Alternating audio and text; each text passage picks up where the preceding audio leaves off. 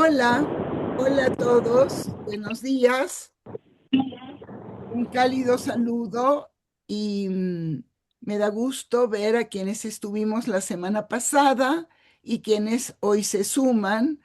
Estamos siendo puntuales, esperamos que los otros colegas se suman también a esta sesión. Bueno, es para mí un gusto realmente retomar este ciclo, esta vez en esta nueva edición. Y hoy nos acompaña el doctor Luis Fleischman, que es profesor de sociología en el Palm Beach State College y es copresidente del Palm Beach Center for Democracy and Policy Research. Durante casi 3 décadas trabajó en el sistema de las federaciones judías de Norteamérica, desempeñándose en la Federación Judía del Condado de Palm Beach, en Florida, y en la de New Jersey, como vicepresidente y director ejecutivo de Relaciones Comunitarias y Políticas, y en este sentido estuvo abocado a focalizar sus esfuerzos a trabajar con temas del Medio Oriente y la seguridad nacional, y era enlace entre estas organizaciones y funcionarios del gobierno, tanto local como federal, diplomáticos extranjeros y medios de comunicación. Asimismo, estuvo a cargo de relaciones intergrupales e interreligiosas. El doctor Fleischman también ha sido asesor principal de un proyecto de seguridad hemisférica en el Center for Security Policy, y focalizó todo su interés y su atención en América Latina y los desafíos a la democracia, la estabilidad regional y la seguridad nacional de Estados Unidos. Es autor de varios libros, destacaré solo algunos: The Middle East Riddle, The Palestinian-Israeli Conflict in Light of Regional Political and Social Shifts, en el 2021, o uno previo, Latin America in the Post-Chavez Era, The Threat to U.S. Security. Él tiene una amplia experiencia puedo continuar señalando, testimonios frente al Congreso de los Estados Unidos, paneles, sesiones informativas y analista en medios. Él, creo que es importante destacar, reúne, junto con su experiencia en el espacio público, tanto comunitario como nacional, sus tareas como académico y docente en este momento. Y quiero decirles que su formación previa es un doctorado en sociología en el New School for Social Research de Nueva York, y también una maestría en sociología y una licenciatura en ciencias políticas. En todo caso, tenemos con nosotros un colega que puede hoy realmente abordar una de las temáticas fundamentales que estamos enfrentando, que es el tema de cómo son los procesos de deslegitimación tanto del Estado de Israel como del sionismo. Dicho esto, pues bienvenida, Luis, y la pantalla es tuya. Ay, muchas gracias, Judith. Realmente un placer estar acá. Un honor ser parte de ISGAP, y realmente un honor y un privilegio haber colaborado contigo, Judith, ya que tú eres una académica muy reconocida, particularmente en este tema, que es el tema del antisemitismo global. Muchas gracias por la presentación y la introducción.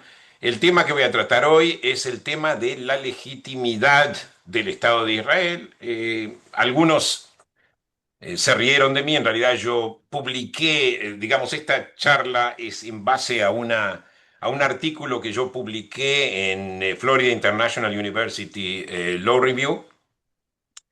Y cuando yo mostré esto a algunos de mis colegas, me dijeron realmente es una desgracia que tengamos que hablar de por qué el Estado de Israel es legítimo. Pero es importante para reafirmar nuestra creencia en el Estado de Israel y no caer en estas trampas de que el Estado de Israel es un Estado ilegítimo, un Estado que expropió o un Estado que robó, por así decirlo, confiscó tierras a los palestinos o desplazó a los palestinos. Vamos entonces a comenzar con la charla. Ah, voy a compartir un PowerPoint, o sea, una presentación. La legitimidad del Estado de Israel. A ver, me parece que... oh, un momentito.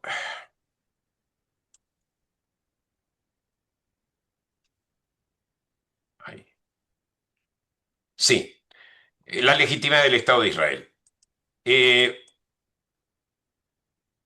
la creación de Israel, según aquellos que creen que la creación del Estado de Israel no es legítima, o que la misma existencia del Estado de Israel no es legítima, creen que la creación de Israel es un acto de colonización y opresión.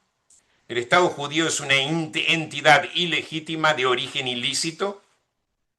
Y estas son ideas que hoy en día se difunden en el ámbito académico muchísimo y se ha convertido en una campaña sistemática de propaganda que tiene raíces en el discurso árabe, el discurso palestino y especialmente en el discurso soviético, con gran influencia en círculos progresistas y particularmente en la izquierda occidental. Judith hace 2 semanas explicó esto muy bien. Yo voy a explicar la legitimidad del Estado de Israel desde el punto de vista de la sociología del derecho. Primero, vamos a hablar de qué es el derecho moderno. El derecho moderno no es como lo que llamamos tradicionalmente el derecho natural, o sea, un conjunto de verdades, principios y normas universales que en realidad tienen calidad moral, deciden lo que es bueno y lo que no es. El derecho positivo es otra cosa. En realidad lo que ofrece es un procedimiento, un mecanismo formal que eventualmente este mecanismo formal es el que da a luz a una especie de compromiso entre múltiples y diversos intereses, ideas y derechos. O sea, el derecho positivo moderno es un derecho que regula una sociedad civil y un mundo totalmente diverso. Entonces, el derecho lo que hace es en realidad regular entre muchos intereses y muchos derechos y trata de llegar a un término medio. El filósofo Hegel lo dijo ya en el siglo XIX, el derecho positivo pone fin al conflicto y a las contradicciones en forma de resolver problemas o contradicciones o posiciones contrapuestas o derechos contrapuestos. Cito aquí al jurista H.L. Hart, Hart, que era un profesor de Oxford y muy conocido jurista, también de origen judío. Él dice, si aceptamos la premisa de que el derecho internacional no es más que un estado de anarquía, donde los conflictos se resuelven mediante amenazas y el uso de la fuerza, estaríamos rechazando la idea del derecho internacional como un orden normativo.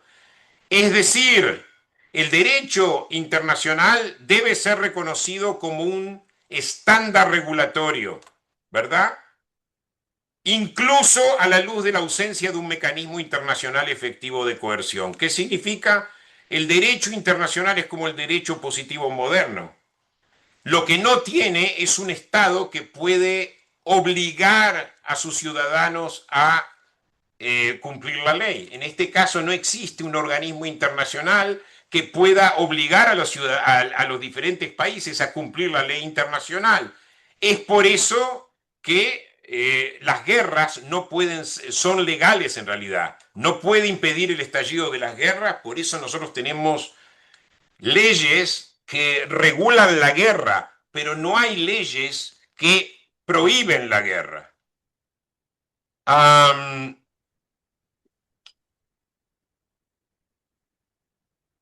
Thomas Frank, que es otro jurista, dice que para que el derecho internacional se juzgara legítimo, tiene que ver en qué sentido las normas satisfacen las expectativas de los participantes y que éstas se apliquen conforme a lo que los participantes perciben como un proceso correcto y justo.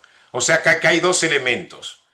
Uno es el proceso, es el procedimiento legítimo, y la otra es el resultado de este procedimiento es legítimo. Son los dos elementos del derecho positivo, como se aplica también al derecho internacional. Ahora, ¿cómo ha funcionado todo este sistema de derecho internacional en el caso del conflicto árabe-israelí? Vamos a ponerlo. En conflicto árabe-israelí había tensión entre justicia formal y justicia sustantiva. El problema no se abordó mediante el diálogo, el razonamiento y la negociación, sino que se abordó mediante la violencia. La parte árabe se negó a aceptar el procedimiento demandando justicia sustantiva. La parte árabe básicamente argumenta que un Estado judío no tiene cabida en la región. No podía haber soberanía no árabe y menos judía en un territorio considerado árabe. Ahora, ¿cómo funcionó este procedimiento y la distribución de demandas sustantivas? Vamos a empezar por la parte procedural, o sea, la parte del derecho positivo que es procedural. Se habla de la Declaración Balfour. Es muy interesante por qué los británicos traen la Declaración Balfour, que declara que habría de haber un Estado judío, habría de haber un hogar nacional judío en Palestina. Eso es lo que dice. Fue emitida, como ustedes saben, en el año 1917. ¿Y por qué lo hacen? Primero, ya en 1914 había una población judía viable de 85.000 personas en Palestina. El autogobierno judío de alguna forma ya existía. La comunidad crecía muy rápido, ya desarrollaba una economía muy diversa, había medios de transporte marítimo y terrestre, ya había ya un sistema de trenes y barcos.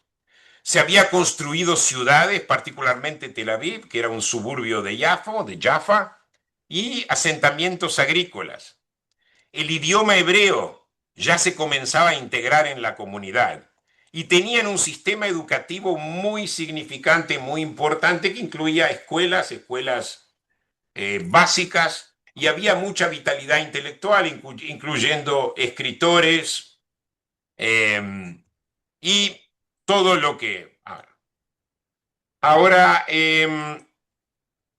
Winston Churchill, que fue a la larga primer ministro de Inglaterra, pero fue secretario de las colonias cuando el primer libro blanco fue publicado por el mandato británico, que decía que la comunidad judía, estas son palabras de Churchill, con su población urbana y rural, sus organizaciones políticas, religiosas y sociales, su propio idioma, sus propias costumbres y su propia vida, tenía características nacionales.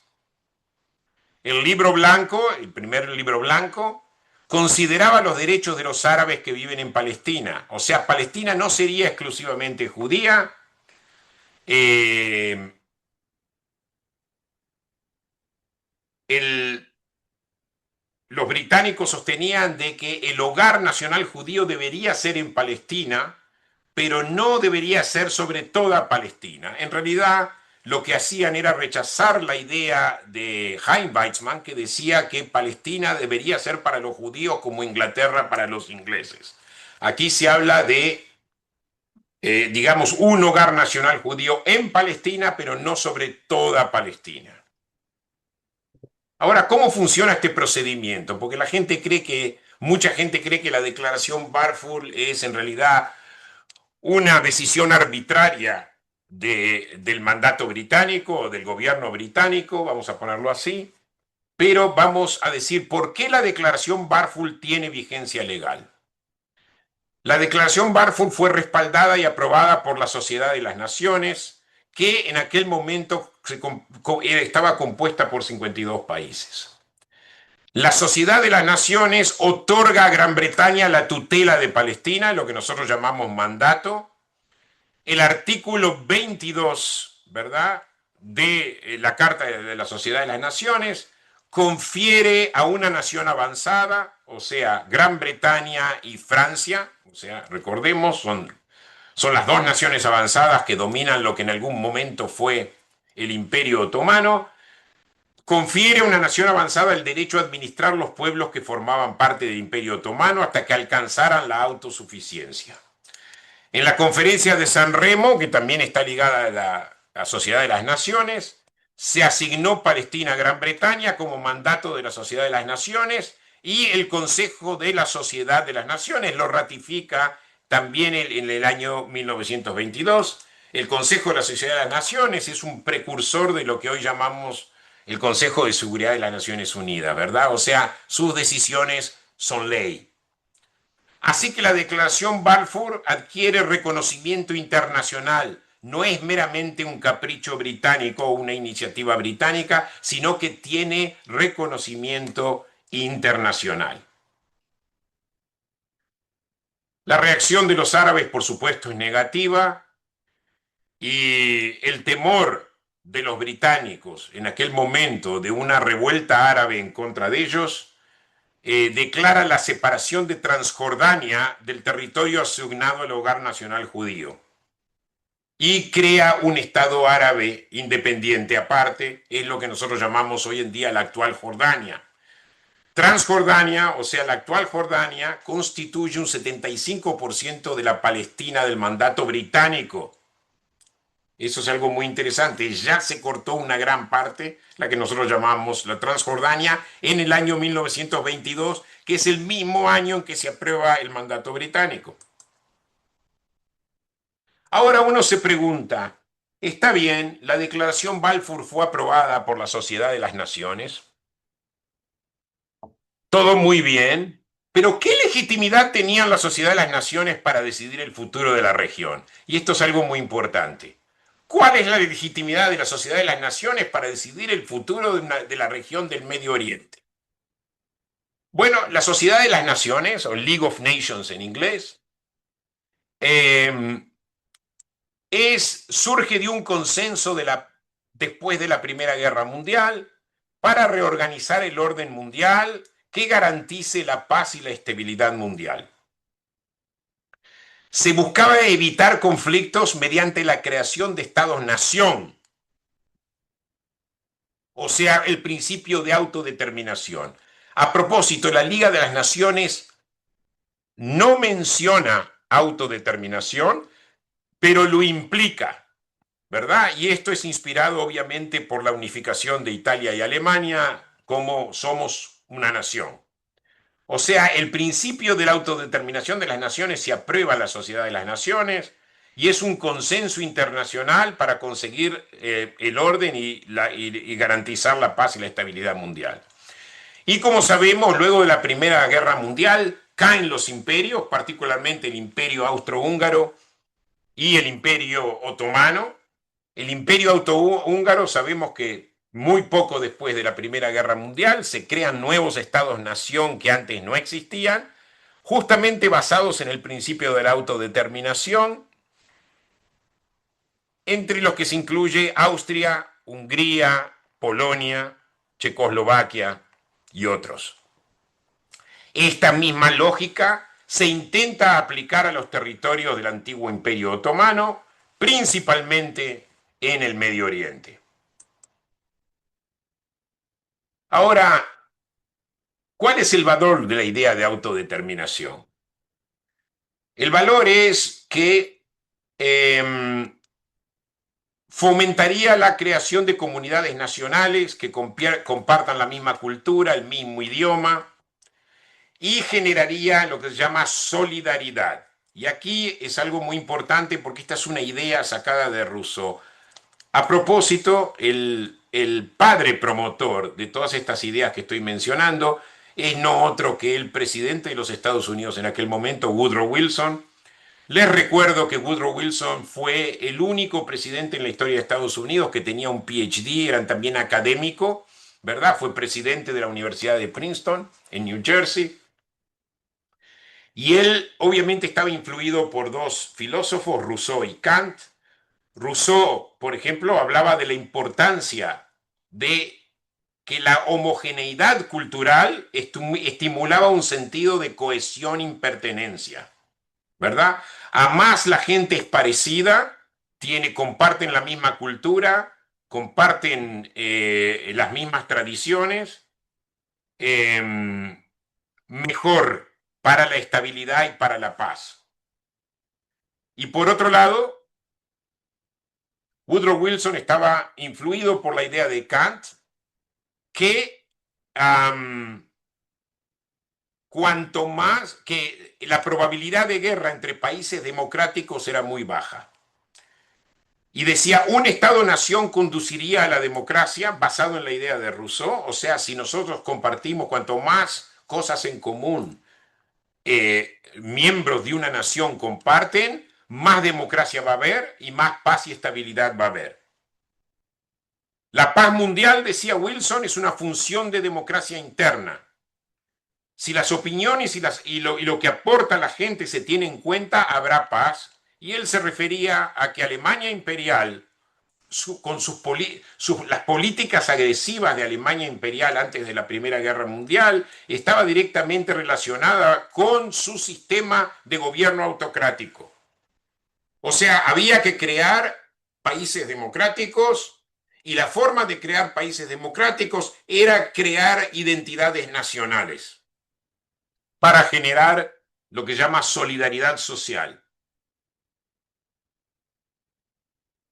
O sea que el principio de autodeterminación es un principio que no solamente no es un mero capricho de Woodrow Wilson y de los que siguieron a Woodrow Wilson, sino que el principio, lo que es interesante es que el principio de autodeterminación, que fue luego incorporado por las Naciones Unidas, las Naciones Unidas, como ustedes saben, fue creada después de la Segunda Guerra Mundial, ahí ya las Naciones Unidas, en la Carta de las Naciones Unidas, se habla de autodeterminación, y lo que es irónico es que después de la Segunda Guerra Mundial y con la aplicación del principio de autodeterminación, hay un proceso de decolonización masiva donde se crean nuevos estados-nación tras la Segunda Guerra Mundial y esto hasta principios de la década de 1970. O sea, todos estos países que están atacando a Israel como estado colonizador y que son estados postcoloniales y que dicen de seguir sufriendo la época colonial,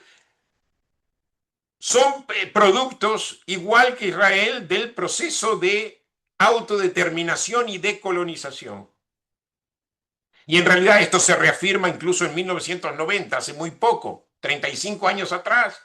Las Naciones Unidas reafirma todos los pueblos tienen derecho a la libre determinación, por medio de ese derecho determinan libremente su condición política y persiguen libremente su desarrollo económico, social y cultural. En definitiva, y esto lo resumo, fue luego de la Primera Guerra Mundial que la comunidad internacional estableció un procedimiento jurídico que fijó los criterios para el reconocimiento de los estados. El sionismo contribuye al proceso de colonización y es producto del concepto de autodeterminación de los pueblos. Se supone no solamente apoyado por los europeos y los occidentales, sino también por los países del tercer mundo que se van independizando luego de la Segunda Guerra Mundial, incluyendo países como Qatar, que recién en 1971 se independizaron. Ahora, muy interesante, ¿cuál es la respuesta árabe? Vamos a analizar un poquito el lado árabe. Los árabes aceptaron el principio de autodeterminación para sí mismos, pero lo rechazaron para los judíos. Miren lo que dice Amin el-Husseini, que era el gran mufti de Jerusalén. En aquel momento era el líder de lo que se llama la comunidad palestina, si bien había gente que se lo oponía, había algunos palestinos que se lo oponían. El gran mufti de Jerusalén dice, los británicos no tenían legitimidad legal sobre Palestina y por lo tanto no tenían derecho a entregarla a un pueblo que representaba una minoría de la población. Obviamente esto no es verdad, había legitimidad legal. Y ya lo expliqué. Amin el-Husseini comienza una campaña de propaganda antisemita contra los judíos. Hay brutales y sangrientos disturbios antisemitas en Tel Aviv, Jerusalén, Hebrón y Safed. Y sabemos que Tzfat, y entre 1936 y 1939 hay graves disturbios antisemitas en Palestina que obligan a la larga, obligan al gobierno británico, al mandato británico a restringir la inmigración judía a Palestina, que esto fue una desgracia total. Es muy interesante porque el Husseini también rechaza la propuesta de la Comisión Peel, que fue en 1937, apenas comenzaron los disturbios árabes. Otorgaba a los judíos una muy pequeña porción del territorio de Palestina, algo muy, muy chiquito, mucho más chico de lo que se le otorgó en 1947. Ahora, es muy interesante porque Albert Hourani, que fue a la postre profesor en Oxford, él era libanés y él testifica frente a la comisión de la ONU que decidía el futuro de Palestina, esa comisión donde había representantes de Uruguay, Guatemala y Perú, que fueron cruciales para la aprobación de la creación de un Estado judío. Miren lo que dice Albert Hourani, a la postre profesor de Oxford, como dije. El tamaño y la extensión del Estado judío son irrelevantes para la cuestión de principios. ¿Y cuáles son esos principios?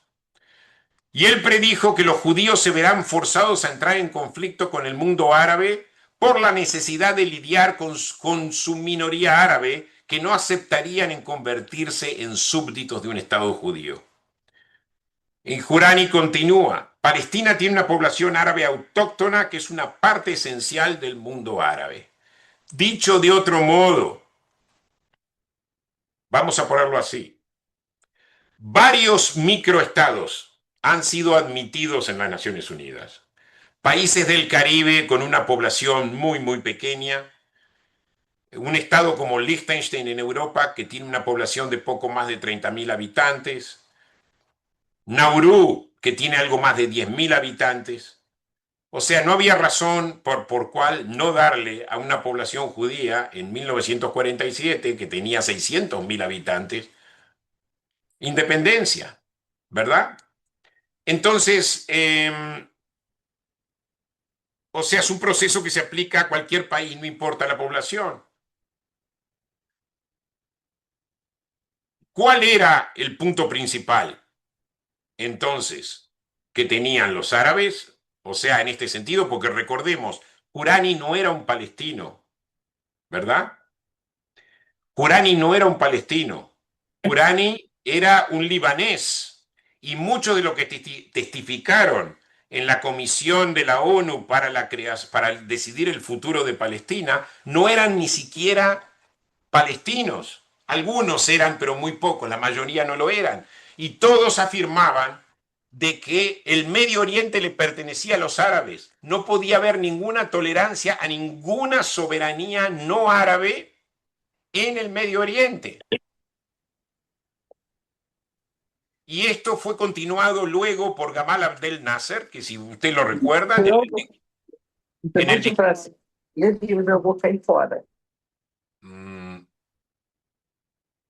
Sorry, perdón. Ok. Y si uno lo recuerda, Gamal Abdel Nasser, en el año 1967, él da un discurso frente al sindicato de trabajadores en Egipto y él dice que los palestinos le importan muy poco. El tema de los refugiados no es el principal tema para él, sino que el principal tema para él es el tema de que tiene que haber una soberanía panárabe sobre el Medio Oriente. O sea, no puede haber el mismo principio que fue establecido por Jurani y por todos los árabes que testificaron en esta comisión para decidir el futuro de Palestina. O sea que no puede haber ninguna soberanía no árabe en el Medio Oriente, algo que totalmente contradice los principios del derecho internacional. O sea, que el cuestionar la decisión de las Naciones Unidas de 1947 y del proceso que se generó a partir de la Sociedad de las Naciones en la década de 1920 es una violación del derecho internacional. Lo que los árabes hicieron fue desafiar el derecho internacional. Hoy se lo acusa a Israel de romper el derecho internacional y violar el derecho internacional, pero la primera violación es justamente no reconocer este proceso que lleva a la creación del Estado de Israel. Y voy a citar a Alan Dershowitz, que una vez yo lo escuché decir en una charla: Israel es el país que tuvo mucho más sellos legales que cualquier otro país, incluyendo, como por ejemplo Nueva Zelanda, que lo que los inmigrantes europeos hicieron fueron entrar, subyugar a la población maora local y ahí se quedaron. No necesitaron el sello de nadie para declarar que se podía crear un Estado independiente basado en hegemonía blanca, por así decir. Otra afirmación de los árabes es que los árabes constituyen la población autóctona y que los judíos no son más que inmigrantes recientes. Y esto es discutible. Un libro muy importante que yo recomiendo leer, Corriendo de comer, a Ilan Troen, él ahora está, él dice, Ilan Troen, que es un profesor en Brandeis y también en la Universidad Ben Gurión de Beersheba, que en el año 1800 la población de Palestina era de 250.000 personas, que es una cifra inferior a la antigüedad, a la de la antigüedad. Palestina no estaba vacía de gente, pero estaba subpoblada. Al final del siglo XIX, ¿verdad? Para los 1900, hay 500.000 árabes en Palestina o 600.000 árabes en Palestina. ¿Cómo crece esa población tan rápido? No es simplemente reproducción natural.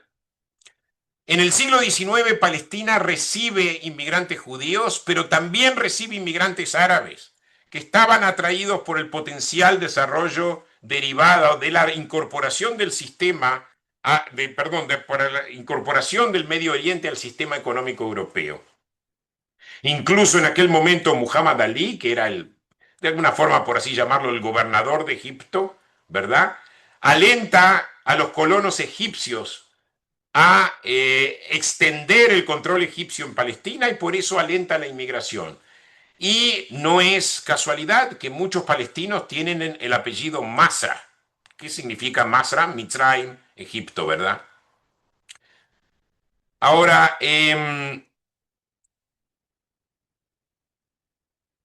o sea, cuando nosotros hablamos y yo vuelvo a repetir, ¿cómo es posible que varios estados árabes que anteriormente estuvieron bajo el mandato británico, que no eran estados en realidad, sino que fueron creados por decisión de las potencias europeas, Gran Bretaña y Francia, y esto incluye a Siria, Líbano, Irak, Jordania, todos son estados considerados legítimos, que en realidad fueron creados más o menos al mismo tiempo que Israel fue creado, 20 años más, 20 años menos? Un país como Sudán fue creado en 1956, Qatar en 1971, Irak en 1920, Egipto fue un protectorado hasta más tarde. O sea, los árabes pretendían que todo el Medio Oriente les pertenecía por derecho natural. La división de Palestina en dos estados fue un arreglo, una negociación, fue una propuesta de concesión y un intento de alcanzar la justicia distributiva, que ellos también rechazaron. Los árabes rechazan no solamente el procedimiento que acabo de describir, sino que rechazan también el principio de justicia distributiva. Ellos decían, todo el Medio Oriente es nuestro.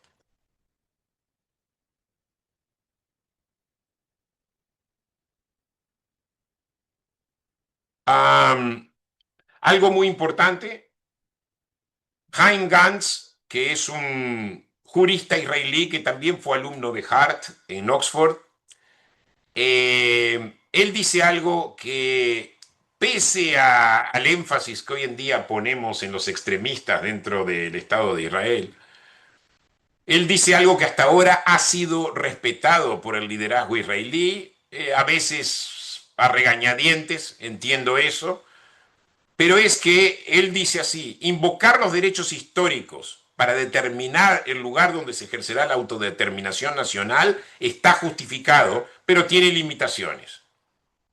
Entonces dice, Los judíos mantuvieron siempre una conexión con la tierra de Israel en su liturgia, en sus textos religiosos, y la tierra de Israel fue parte de la identidad nacional judía, ¿es verdad? Los derechos, por eso, pero los derechos del pueblo judío no abarcan la totalidad del territorio histórico, o sea, no se puede necesariamente reclamar todo, o sea, Nablus, otros lugares que son históricos. Hay una conexión histórica que otorga el derecho a la autodeterminación, pero no a reclamar la totalidad del territorio histórico. O sea, el vínculo entre los judíos y Palestina es legítimo en términos de identidad y no en términos de propiedad. Y esto, pese a que tenemos a Ben Gvir y a Smutrich, perdón, trabalenguas, Smutrich, pese a que en el pasado se habló de asentamientos dentro de la Cisjordania y algunos existen, nunca realmente ningún gobierno aplicó la soberanía sobre la Cisjordania. O sea que los judíos se mantuvieron, aceptaron la comisión PIL, o sea, la partición que promovió la comisión PIL en el año 37, que en realidad le otorgaban un pedazo muy pequeño de territorio.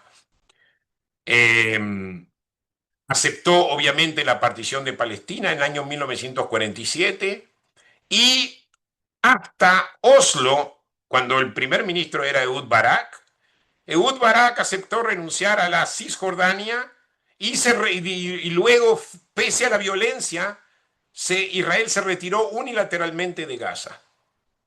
O sea que hasta ahora uno puede juzgar, uno puede querer a Ben-Gvir, odiar a Ben-Gvir o quererlo, no importa. Nunca el Estado de Israel realmente reclamó o implementó el reclamo de Palestina como propiedad histórica del Estado judío, sino que había una conexión basada en identidad.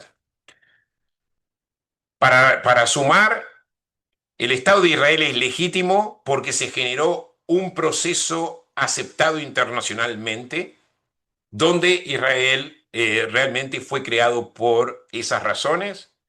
No hay ninguna diferencia entre cómo fue creado Israel y otros estados chicos. Acá lo que hace la diferencia es el rechazo panárabe de todo el mundo árabe a tener una soberanía no árabe en el Medio Oriente. Y de hecho hubo minorías que pretendieron tener una independencia y no la lograron porque fueron vetados, por así decirlo, fueron bloqueados. El mejor ejemplo que puedo traer es el ejemplo del pueblo kurdo, ¿verdad? Que incluso hubo un tratado donde los kurdos creían que iban a conseguir su independencia y los árabes bloquearon eso. Bueno, aquí termina mi exposición. Si alguien tiene alguna pregunta, estaré encantado de contestarla. Bueno, Judith, muchas gracias. Aquí estoy. espero haber estado a tiempo. Sí, más que a tiempo y estás dejando un margen para que haya preguntas, observaciones, etcétera, etcétera. Em, yo te agradezco esta presentación. Creo que regresar a ver y explorar cuál fue la llegada de una nueva población judía con todo un proyecto de crear una sociedad nueva, de regresar a la tierra, de normalizar la estructura social y política del pueblo judío que en la diáspora se había visto alterado. Todo eso que llevó pues todas las primeras aliot, correcto, que fueron poblando, como señalabas, Palestina, ¿no? Hoy por hoy están totalmente bajo cuestionamiento, ¿no? O sea que hay una relectura del pasado. Así que queda abierta si ustedes quisieran hacer algunas observaciones o preguntas. Pueden hacer preguntas por el chat, lo que quieran, También, si no quieren hablar. cómo no, tal vez, o si tú quieres aprovechar estos minutos. Bueno, Pueden yo hacer cualquier pregunta, preguntas como los refugiados palestinos. voy a yo hacerte una Lo- pregunta. Bueno, ¿Cómo piensas que hoy, porque hoy la acusación de settler colonialism, correcto, está muy, muy basada en lo que está sucediendo hoy y lo que hacen es una relectura bastante distorsionada, por así decirlo, de la fundación? ¿Cómo ves tú entonces que este tipo de argumentación pueden ser, pueden generar algún tipo de diálogo? bueno, esa fue mi intención cuando yo escribí eso, porque a mí me preocupaba mucho el hecho y obviamente era importante. Yo creo que parte del problema por qué hay muchos judíos hoy en día, o por lo menos una cantidad de judíos que están del lado del poscolonialismo, incluyendo, perdón, lo que se llama la teoría del colonialismo, incluyendo muchos profesores judíos, obviamente, y también incluso gente, los jóvenes que piensan, que los convencieron de que Israel fue un Estado legítimo que vino a robar algo que no les pertenecía. Yo creo que yo escribí estos argumentos justamente para abordar a aquellos que han caído en la trampa de esta propaganda. Ahora, yo creo que si tú vas a tratar de convencer a un palestino, tiene que ser alguien muy abierto o que acepte esto. Y no hay muchos palestinos abiertos. Mayormente los palestinos están reclutados para reproducir este tipo de propaganda. Yo Bueno, creo que es muy importante presentar estos argumentos a la juventud judía y a académicos judíos también. Extremadamente importante, hay que pensar por aquellos judíos que no están convencidos de la justicia del Estado de Israel y después pasar a aquellos que todavía tienen una posición más central, más centrista, que no están seguros de qué lado están. Aquellos que son totalmente fanáticos o aquellos que están que le deben algo a alguien, ¿verdad?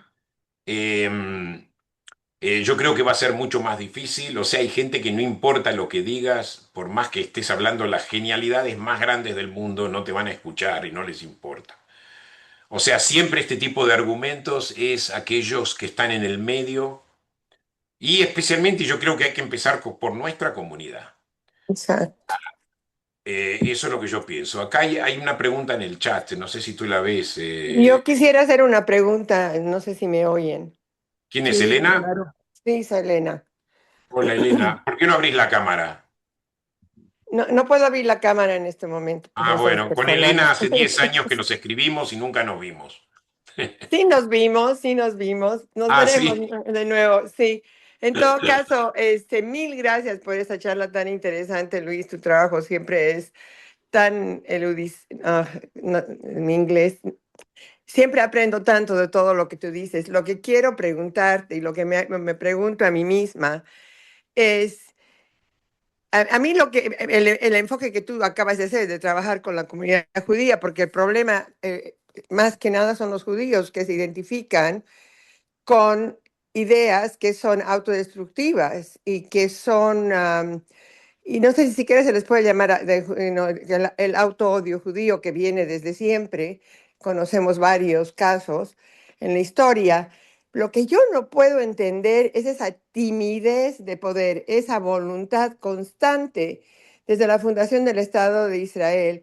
Y a pesar de escritores como el sociólogo, filósofo Memri, que escribió una serie de artículos durante la fundación del Estado de Israel, seguro lo conoces obviamente, de Túnez, y fue famoso por todo su trabajo por la colonización y el colonizado, etcétera, es en los 90 su libro, todo el mundo lo leía, pero sin tomar en cuenta de que él era un filósofo judío, que él hablaba como un judío de Tunisia y su posición era bien clara de que básicamente esto no tenía ninguna solución, que el Estado de Israel no debía ofrecer una coexistencia con los árabes porque eso nunca va a funcionar. Y lo que está pasando ahora, y Amira Bibi, por ejemplo, de IDSF, lo viene diciendo y es lo peor que está pasando ahorita en Israel, básicamente, es el peligro interno de la sociedad árabe israelí, que está poniendo en peligro, que se están armando hasta los dientes y que pueden ser verdaderamente una quinta columna dentro de Israel y sería realmente cómo luchar en contra de eso, sería una intifada en esteroides. Eso es un gran peligro de lo que está pasando y es una consecuencia de no escuchar el consejo de Memri, las advertencias de Memri, de que era como tú vete de tu lado, yo me voy de tu lado. Expulsaste a los judíos de los países árabes, 850,000. Muy bien, aquí tienes tus equivalentes que dentro del Estado de Israel. Está bien, que nos acusen de apartheid, que nos acusen lo que quieran. Igual nos van a acusar. Perdón, Y Elena, si quieres, esa timidez de poder, ¿de dónde viene esa timidez de poder? ¿De dónde viene esa necesidad perdón, de... Elena, si Sí, puedes perdón. ir cerrando tu pregunta, ¿correcto? Ok, esa es la pregunta. ¿De dónde ¿Y por viene qué y esa por qué? timidez? ¿Y por qué esa timidez y por qué no decir, sabes qué? No nos quieren, nos odian, nos van a odiar siempre. Bueno, Ah, no bueno, importa lo que Elena, digan y hacemos lo que Elena, sea. ¿Por qué no Bueno, podemos hacer eso? sí. Elena, Elena, Bueno, mira, voy a sugerir algo, Luis, si me permites. Yo sí. creo que el sentido de esta serie es traer los elementos más analíticos que nos permitan, sin una cuestión de toma de posiciones políticas ni de descalificaciones. Yo me niego Por a pensar ejemplo. en esta descalificación, Elena, de que no hay que hablar con los palestinos o No, yo tratar, no dije eso. Yo no dije bueno, eso. que no Yo entiendes. dije que hay que hablar Bueno, como iguales, como gente que dice, yo tengo todos los mismos derechos que tú. Tú Bueno, no quieres esto, bueno, quédate del otro lado y déjame a mí en paz, Perdón, básicamente. Elena, déjame concluir mi intervención. Como corresponsable de esta serie, creo que tenemos que ser cuidadosos en cómo estamos nosotros analizando los problemas, porque hay una gran división interna también dentro de la sociedad judía israelí. Bueno, a Gran eso me división, refiero. no solo la población árabe. Y esto lo tenemos que ver con una perspectiva, diría yo, realmente que intente dar cuenta de hoy por hoy qué se hace con sociedades divididas, con sociedades polarizadas, con sociedades fragmentadas y también los gobiernos, ¿correcto? Con Entonces, todo el respeto, yo es exactamente el Elena, punto que estoy ya está, ya hiciste haciendo. la pregunta. ¿Eh? Deja, ya hiciste la pregunta. Yo creo que entendimos a dónde ibas. Yo voy a contestarte, ¿sí? Déjame Ok, contestarte. ok. Primero, yo creo que la coexistencia, por así decirlo, entre árabes y judíos en Israel es un tema muy complejo. Yo creo que, bueno, puede haber aquí y allá gente que se oponga, que sea antisionista, pero también hay un elemento muy pragmático, también. Hay integración hoy de cada vez más árabes, incluso hay árabes que están sirviendo, algunos ya sirven en el ejército. Está la población beduina que tiene otros problemas, pero también hay algunos que son muy leales. Hay incluso árabes cristianos que están del lado del sionismo y escuchamos hablar de este hombre Haddad, Joseph Haddad, que por ejemplo es uno de las personas más vocales en la arena internacional en la defensa de Israel durante esta guerra de Gaza. O sea, yo creo que es algo muy, muy complicado. Eh, por otro lado, tenemos otra situación, Elena, que es los acuerdos de Abraham. No solamente que ahora hay normalización de relaciones entre Israel y varios países árabes, sino que también vimos al príncipe de Arabia Saudita, Bin Salman, que dijo, yo estoy dispuesto a unirme a los acuerdos de Abraham, tiene que pasar esto y tiene que pasar lo otro, pero no nada que ver con lo que pasaba en el pasado, que era el rechazo total, o sea, esa idea panarabista de que el Estado de Israel era una humillación en el corazón del mundo árabe y había que destruirlo. O sea, hay una evolución, no es que no hay una evolución. Ahora, ok, Judith. Bueno, eso es lo que quería decir. No, yo pienso que la paz es posible y yo creo que a medida que los acuerdos de Abraham se expandan, yo creo que los extremistas van a quedar cada vez más marginalizados. Eso es lo que yo creo.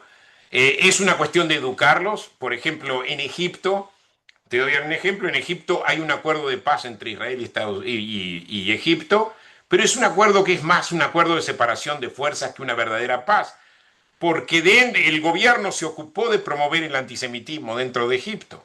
Y eso es eso es un problema, o sea, tiene que haber un proceso de reeducación, pero es importante que los gobiernos, aquellos gobiernos que quieren normalizar relación con Israel, comiencen a hacerlo. Yo estoy de acuerdo contigo, Elena, que hay problemas, pero no creo que sea algo totalmente imposible. Em, Judith, No, tal vez, Luis, lo interesante es destacar que en este momento las sociedades en la región están divididas internamente. En el caso de Israel también lo también. sabemos, hay una sociedad civil dividida, hay un Estado que tiene una coalición que no necesariamente refleja toda la población.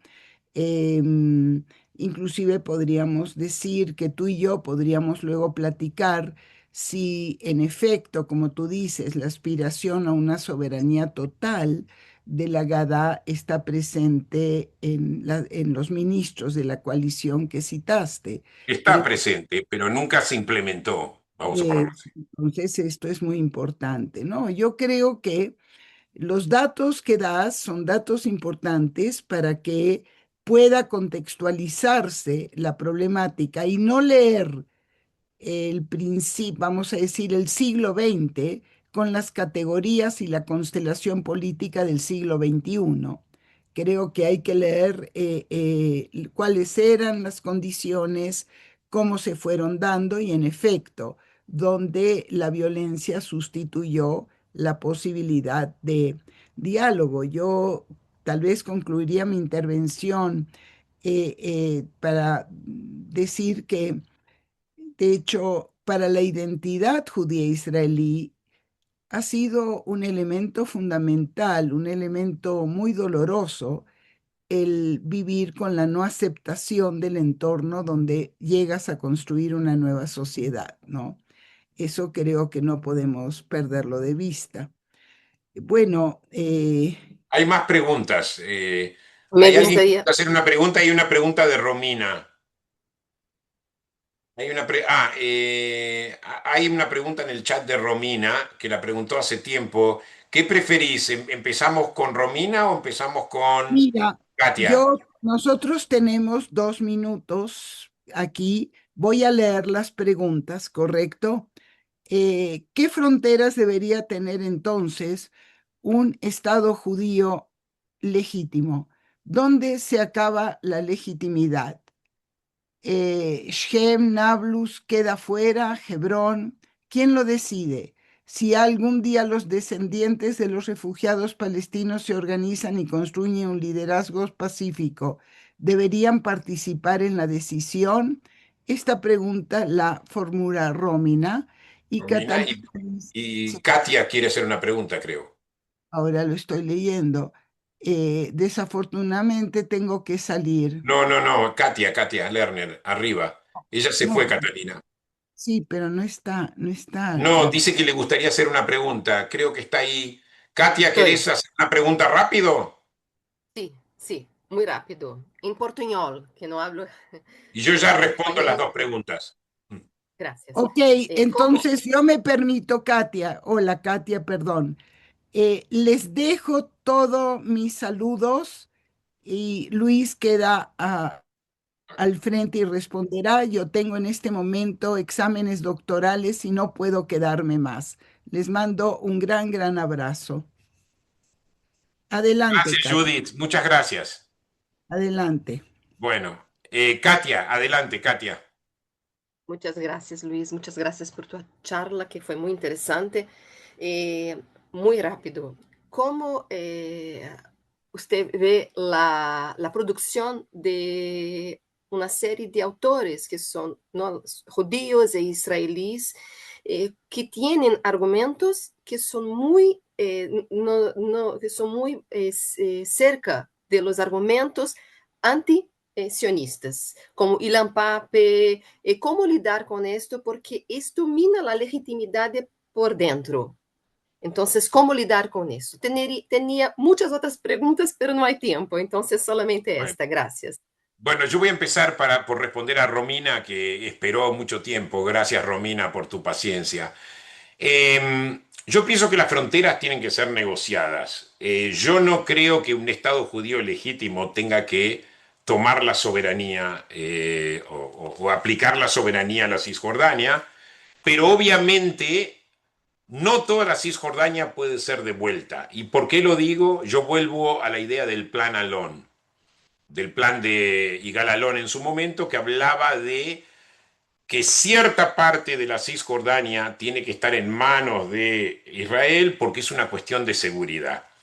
Ahora, yo en el pasado pensaba siempre, Romina, que,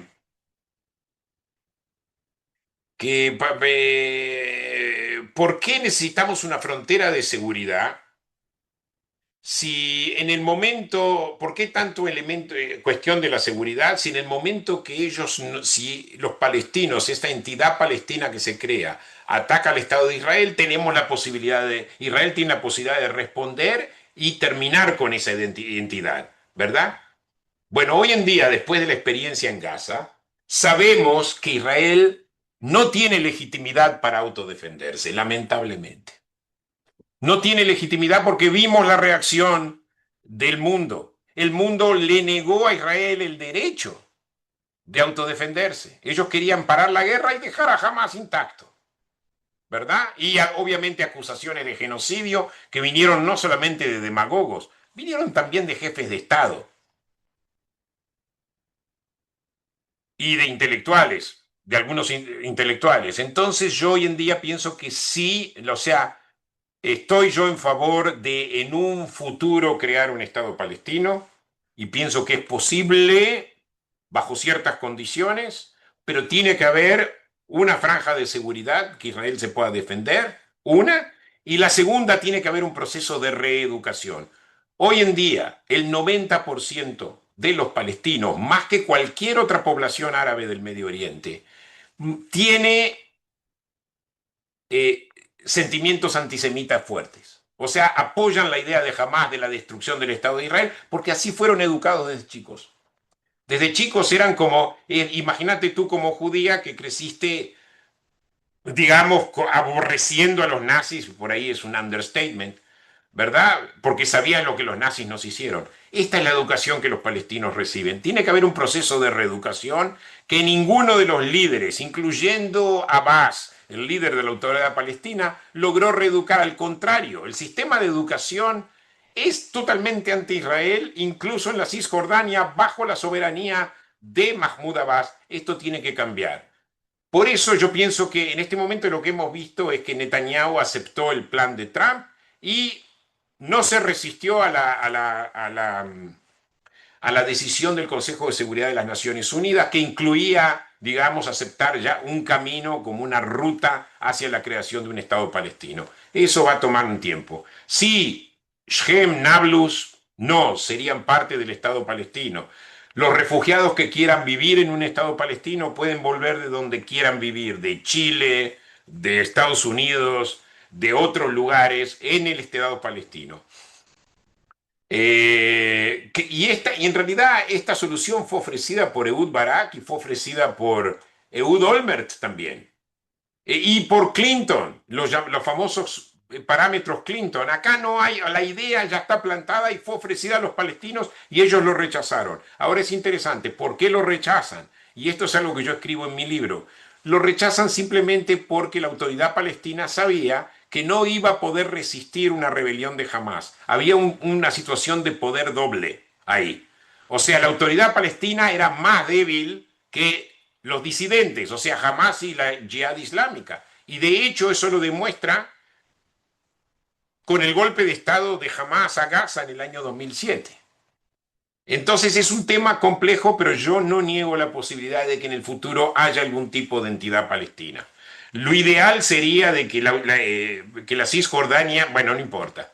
Ahora, la Sitna Haluyot. Ok, Romina. O sea, los asentamientos, yo creo que hay algunos asentamientos que pueden quedarse. La mayoría de los asentamientos están dentro de la franja alrededor de Jerusalén, ¿verdad? Sé que hay algunos problemas, por ejemplo, Maalea Dumim está en el medio entre Beit Lehem y Jerusalén, está bien, yo entiendo, pero yo pienso que muchos de los asentamientos, hay gente que nació en lugares como Neve Yaakov y Giló, yo no veo razón para desmantelarlos, particularmente en la zona C. Esos asentamientos deben quedar y otros asentamientos que están más adentro, dentro de la Cisjordania, en mi opinión, deben desmantelarse. Y que mantener estos asentamientos alrededor de la frontera Israel-Cisjordania, en la zona de Jerusalén, pienso que es muy importante también por una cuestión de seguridad. Pero no puede haber más asentamientos, no puede haber más. Y creo que Trump le dijo a Bibi Netanyahu, no más asentamientos de ahora en adelante. Por ahora Netanyahu obedece a Trump. No sé qué va a pasar en el futuro. Ahora, Katia, mira, es muy interesante lo que pasa con... hoy en día, judíos modernos, incluso israelíes modernos, compiten con varias identidades. O sea, yo soy judío, sí, pero también soy un hombre izquierdista, me identifico con los refugiados palestinos. Y hoy en día muchos judíos en el mundo tienen esa cuestión de o sea, competencia de identidades. Elena se refirió al auto-odio judío. Yo creo que el auto-odio judío sí hay casos que hay auto-odio judío, en otros hay convicción ideológica. O sea, yo me identifico con la izquierda, con los anticolonialistas. Es eso lo que, así fui yo educado, así es como yo, es lo que yo creo y se terminó. El problema con gente como Ilan Pape es que simplemente inventan de la nada cosas que a veces no son verdad. Por ejemplo, en el caso de Ilan Pape, él supervisó una tesis doctoral que estaba lleno de cosas que no eran ciertas. Y hubo una protesta, incluso creo que hubo una demanda judicial. Ilan Pape es un propagandista, o sea, es comunista. Recordemos, en el momento que tú adoptas una identidad comunista, recordemos, tenemos una tradición comunista, yo diría no significativa, pero relativamente importante dentro del pueblo judío. Y Ilan Pape viene de eso, recordemos. Y después tenés otros, por ejemplo, uno que fue profesor mío, que ahora está en la Universidad de San Diego, que yo no podía creer que él, en escritos académicos, escriba que los procesos de Oslo fueron una forma de outsourcing, o sea, de terciarizar la represión. Un argumento totalmente ridículo. Yo pienso que lo único que podemos hacer es no sentarnos con ellos y convencerlos de que las cosas no son así, sino hablar en público, tener una diplomacia pública dentro de la academia que aclare estas cosas. El que quiere aceptar esos argumentos, que lo acepte, y el que no quiere aceptar, ¿qué podemos hacer? Hay que seguir, digamos, publicando en forma seria. Eso es lo que yo pienso y tenemos también, bueno, yo estuve hace poco en la conferencia de ASMIA, la Asociación de Estudios para el Medio Oriente y África del Norte, una asociación fundada por Bernard Lewis, que era yo creo que de los mejores expertos en Medio Oriente, y él, y bueno, y ahí había muchísima gente inteligente que puede desarrollar todos estos argumentos. El único problema es que en el mundo muchas veces son rechazados y hoy en día hay un boicot en contra de los académicos israelíes y de los académicos sionistas. O sea, hoy en día hay un problema que yo lo llamaría problema de racismo. Es terrible lo que está pasando. O sea, por tu nacionalidad te están discriminando, por tus ideas te están discriminando. O sea, colapsó totalmente lo que se llama las premisas constitucionales de lo que se llama libertad de expresión, intercambio de ideas académicas. La academia colapsó igual que colapsó en la época nazi. La diferencia es que en un país democrático, en estados democráticos, en Occidente, la academia colapsa como si estuvieran viviendo bajo un régimen totalitario. Y esto es un problema que todos, o sea, yo no sé cuántos de ustedes están en las universidades como profesores, es algo que todos tenemos que combatir. Yo por eso, yo en realidad Medio Oriente nunca fue mi principal fuente de investigación. Pero a raíz de estas cosas que yo he visto en la academia, me recluté totalmente a esto. Porque en realidad es una inquisición. Es realmente una inquisición. O sea, no se quema gente todavía, pero se queman ideas. Espero haber respondido a lo que dijiste, Katy. Bueno. Es un esfuerzo que tenemos que tomar todos. Hola, hola. Hola, Tania. ¿Quién es Tania? No sé. Ok. Eh, ¿Hay alguna otra pregunta?